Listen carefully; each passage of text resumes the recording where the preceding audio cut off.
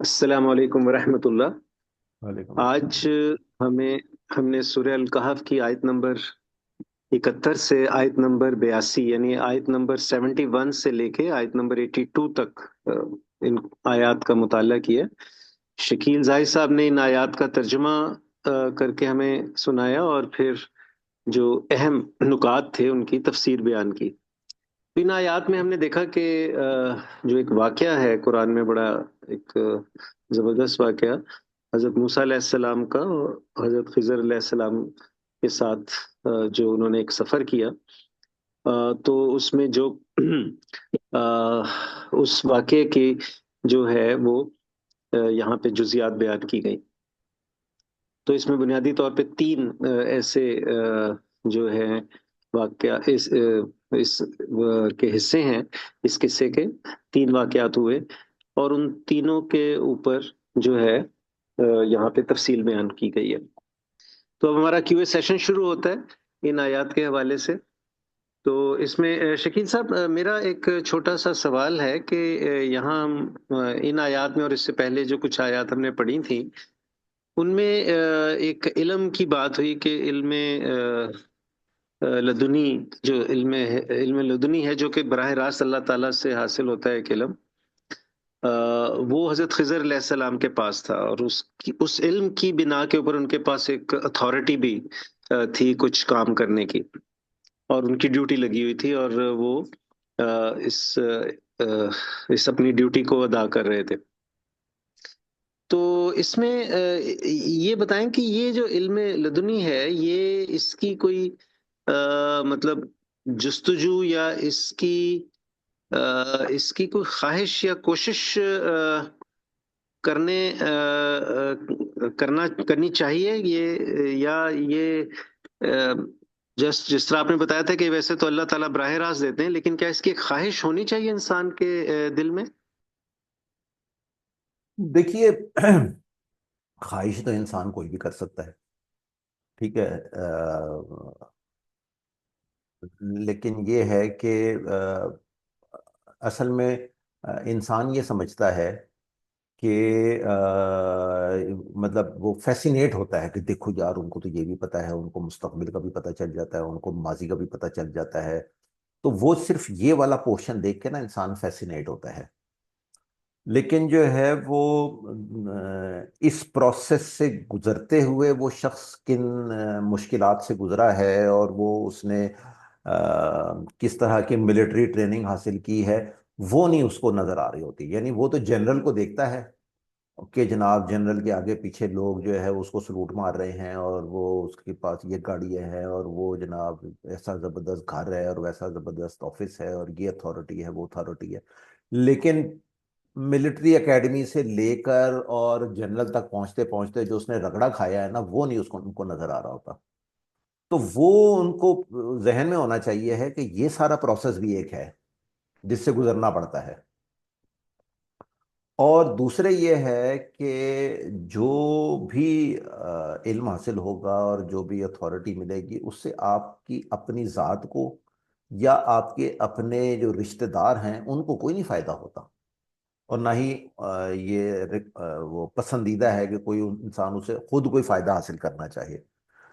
تو اس لیے جو ہے وہ جب آپ کو بظاہر کوئی دنیاوی فائدہ بھی نہیں مل رہا، نہ آپ کے گھر والوں کو مل رہا ہے، اور رگڑا الگ لگی جا رہا ہے، تو پھر جو ہے وہ انسان اس کو وے کرے کہ جو ہے وہ کیا اس نے اس راستے پر چلنا ہے یا نہیں چلنا ہے۔ اور پھر جو ہے وہ جو اس کی ڈیوٹی پھر لگے گی، اس طرح کی ڈیوٹی جو ہے نا، جیسی آپ نے تین طرح کی وہ دیکھ لی کہ وہ مثالیں، تو وہ اس طرح کے کام بھی کرنے ہیں، تو کیا جو ہے وہ اس کو پھر بھی یہ راستہ پسند ہے تو کیوں نہ جائے۔ لیکن جو ہے وہ عام طور پہ لوگ یہ اتنی ساری کٹھن جو ہے نا مشکلات سے میں سے گزر نہیں سکتے۔ تو بہتر یہ ہے کہ آپ جو ہے نا وہ ٹھنڈے ٹھنڈے مسلمان رہیں، اور ڈوز اینڈ ڈونٹس کے اوپر عمل کریں، اور جو ہے وہ دنیا بھی اچھی گزاریں اور آخرت بھی اچھی گزاریں۔ جی شکیل صاحب، بہت شکریہ اس وضاحت کا اور ہدایت کا۔ اچھا جی، میں اپنے پارٹیسپینٹس کی طرف جاتا ہوں۔ کوئی سوال آپ کے ذہن میں ہے؟ آج جو ہم نے آیات پڑھی، آیت نمبر 71 سورہ الکہف کی سے لے کے آیت نمبر 71 سے لے کے 82 تک، تو پارٹیسپینٹ میں کوئی سوال اگر ذہن میں ہے تو براہ کرم آپ پوچھ سکتے ہیں، یا کوئی ضمناً سوال بھی ہے تو وہ بھی پوچھ سکتے ہیں شکیل صاحب کی موجودگی کا فائدہ اٹھاتے ہوئے۔ جی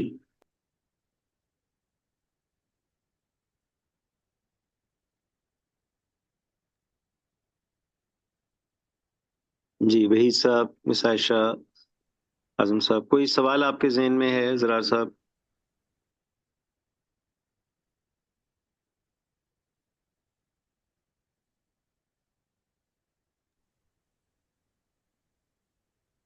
جی